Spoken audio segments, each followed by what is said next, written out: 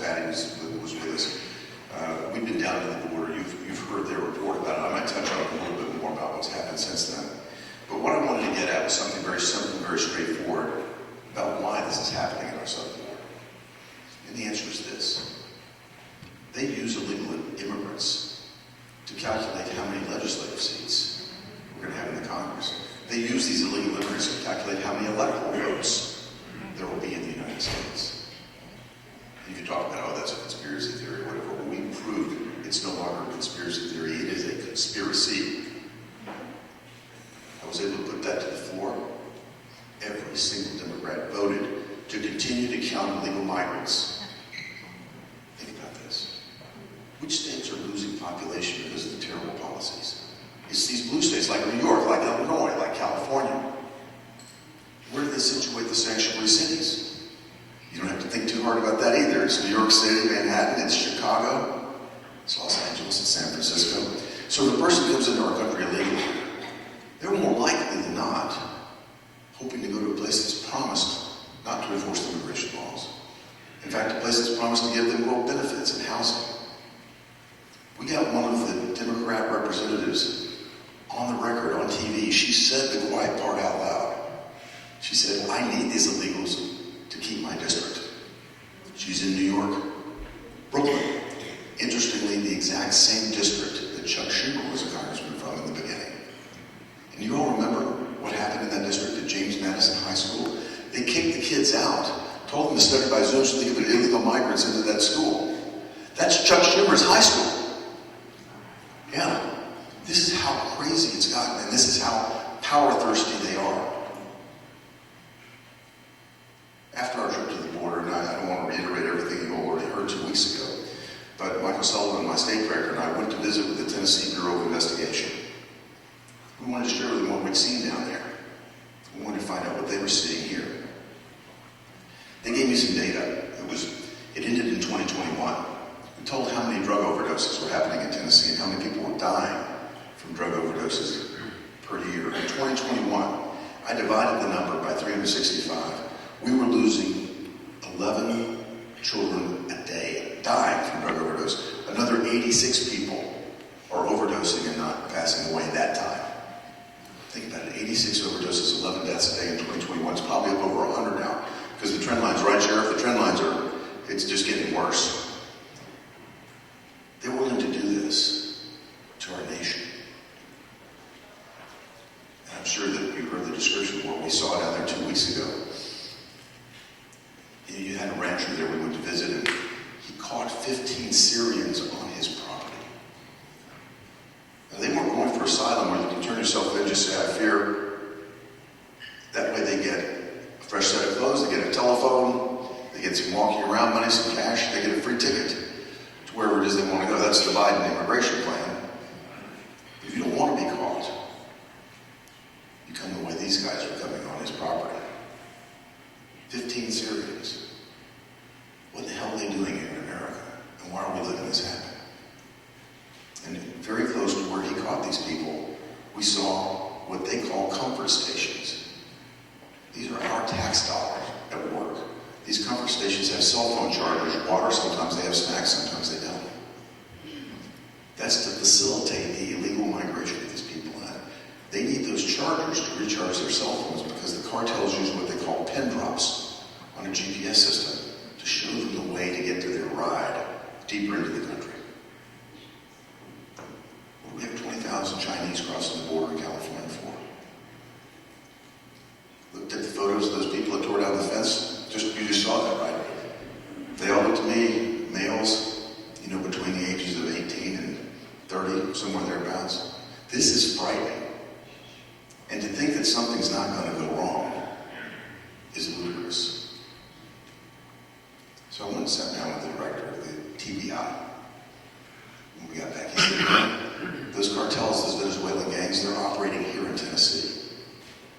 They partnered up with gangsters from up north. They're running drugs from Memphis right up here. They're poisoning our children. They're trafficking in human beings. I won't go through the details that they told us about. It's horrible. What's happening to these young girls is horrible. And the Biden administration is willing to look the other way and do all of this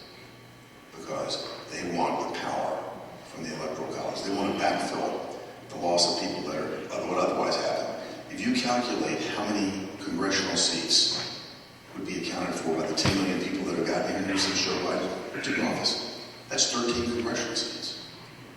You think about the balance of power in the House right now, he's down to 1 or 2 votes. I mean, this really does matter. We'll see how close the Electoral College is in this race. That's what this is about. And we've got to stop it. We've got to stop it. I'm optimistic that we can. But that's going to happen in November.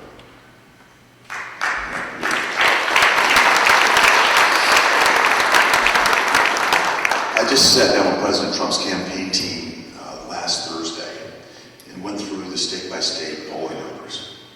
If the election were held today, there is no question he would win, and not just win a little bit, he would win in a landslide on the Electoral College. They will do everything they can to stop that. You know that. But every time they do something to him, weaponizing the legal system, 91 indictments, his numbers go up and Joe Biden's goes down.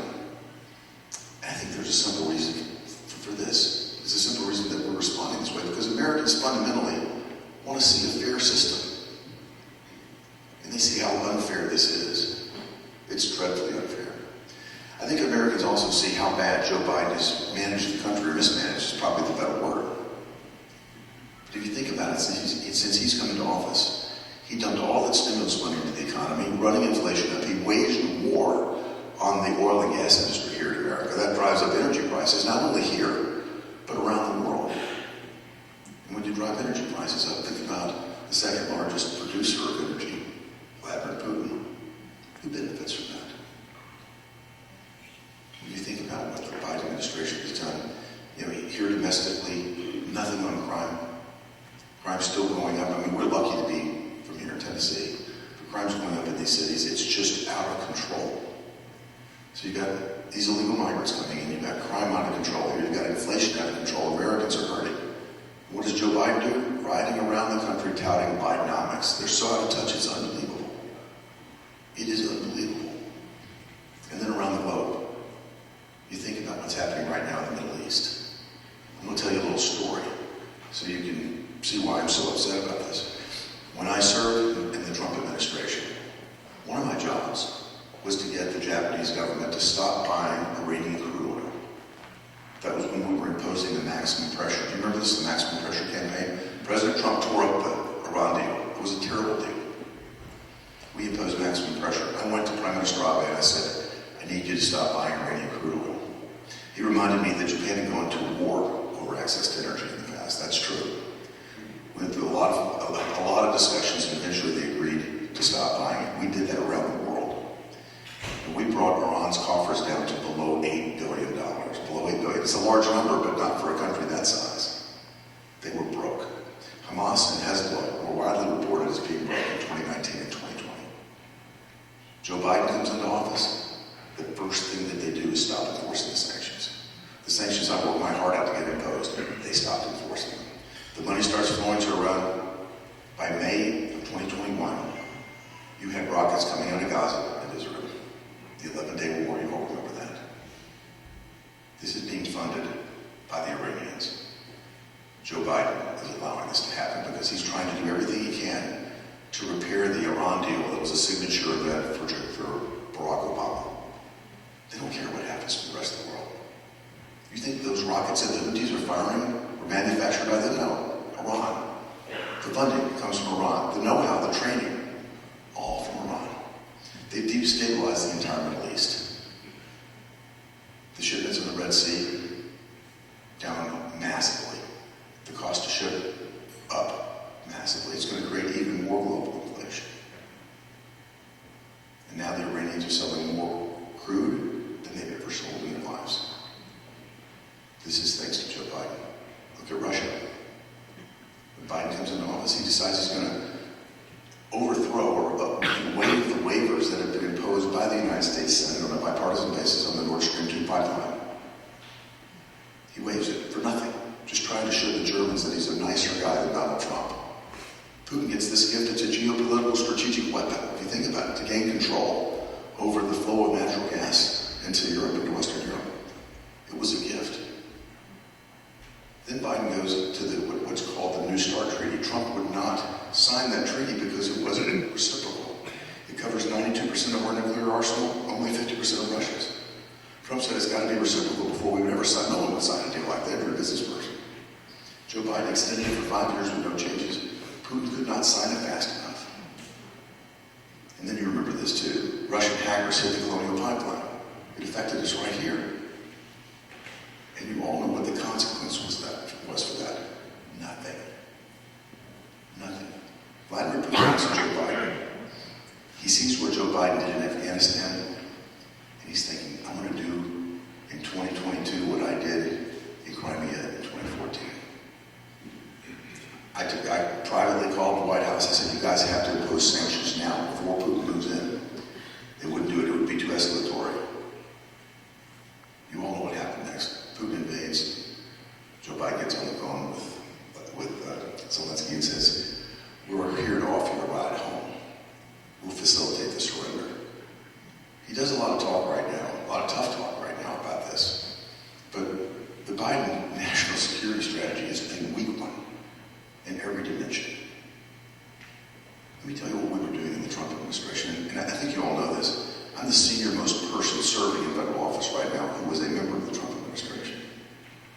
I helped President Trump put his cabinet together. I was on the transition team responsible for personnel there. And I've been very close with him for years. We had a plan in place that was working regarding our own energy exports. LNG is a powerhouse advantage for America. We can produce more than we consume here. We can become an exporter of LNG. In fact, we were. And I persuaded the Japanese to put in place billions of dollars of investment in terminal facilities for LNG here in America and in Japan.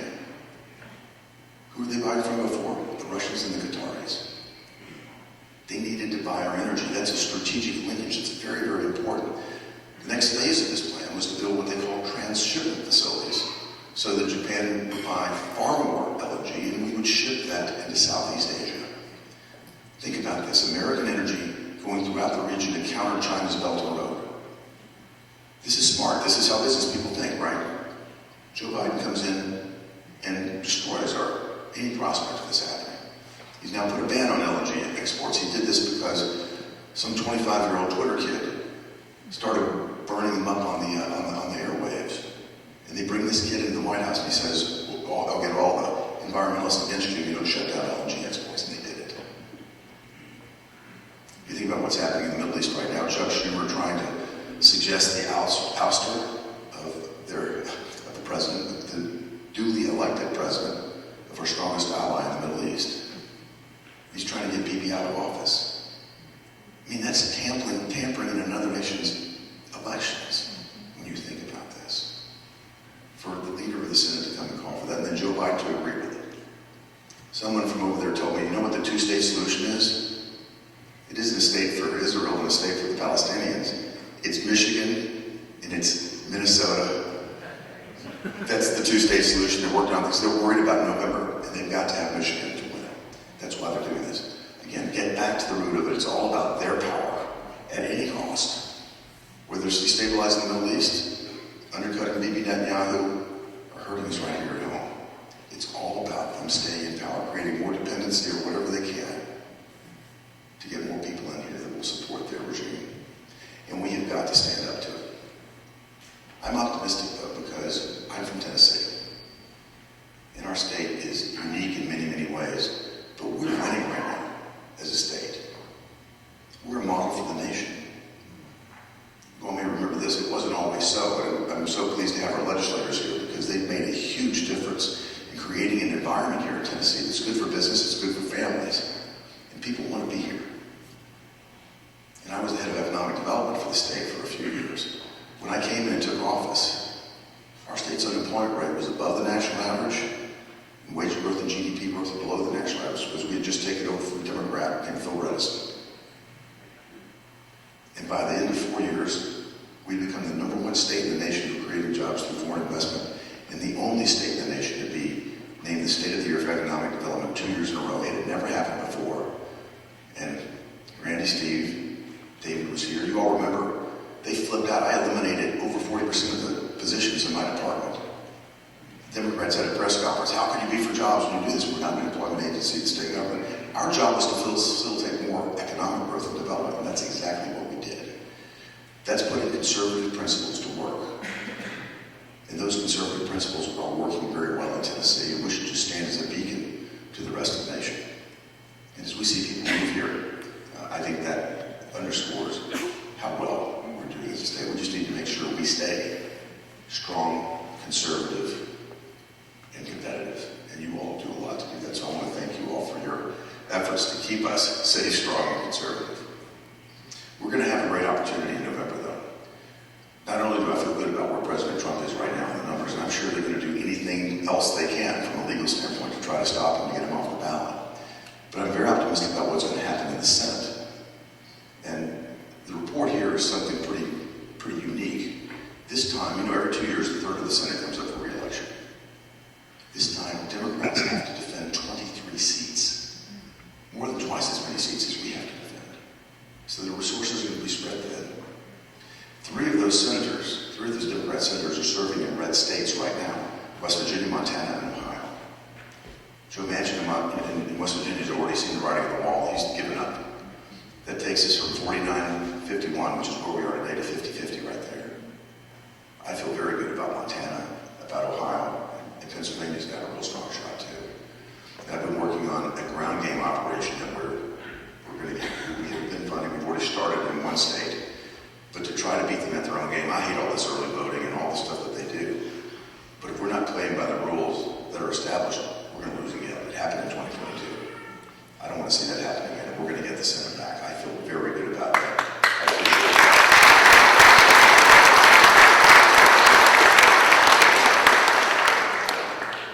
But I think the way we get the nation back is to stand strong and stand on our principles. And we can never forget that we are the most exceptional nation in the world, despite what the media wants to tell us, despite what the Democrats might say as they condemn us, call us racist, white supremacists, whatever we're saying. If you have an R behind your name, they're going to try to smear you. Remember, we are the strongest and most exceptional nation in the world. I'm doing this to make sure that my kids, and perhaps someday grandkids, can inherit that exceptional nation. What you all do will make sure that we pass along that birthright to them. But we got to stand strong right now because we're at an inflection point as a nation. We're at an inflection point where we need strong people serving, strong people fighting, the people who know what's made this nation great. So thank you all for what you're doing. I think the American public is seeing right through this. You can see it in Joe Biden's numbers. We just need to keep up the momentum, and I'm optimistic that November, we're going to see our nation moving back in the right direction. I want to say thank you. I don't know if I have time to do questions and answers. Or absolutely, if you do, sir. Yeah, we have time to do that. We know you're under time constraints, and what senator is not, but we appreciate it. Are there questions for the senator? Bill Gates. Yes, sir. Sorry. When we re-elect President Trump, take back the Senate, and increase our numbers in the House, what are we going to do with all these illegal people that are here, especially if the country's going to want to take them back over? It's a huge problem. I talked to President Trump about this on numerous occasions. I was down in Mar-a-Lago with him about 3 or 4 weeks ago, and we were talking about this very topic. It's going to take a massive effort by law enforcement. These people have entered the country here illegally. And we haven't even done any vetting or background check. It's going to be an enormous challenge. What I worry about is that something bad is going to happen before we can even get to that. But President Trump is very much dialed into this. It's an executive branch function. This, law enforcement and deportation is an executive branch function. He's just got to get the executive branch functioning again. And the Democrats have done a lot to hurt it. Not only structurally to hurt it, but they've demoralized our Border Patrol agents. They've demoralized our ICE agents. They signed up to do something they thought was good for America, and they've been ordered to do something that's very, very bad. And, I think Sheriff Cassidy will probably tell you the morale of law enforcement around the country isn't where it should be right now. It's hard to recruit. It's difficult to retain. But I think if the commander-in-chief is supporting them and has their back, we all have their back, we begin to change the message, we'll help them in turn do their jobs and start what's going to be a very long process to address this. In the back, I'll come to you next.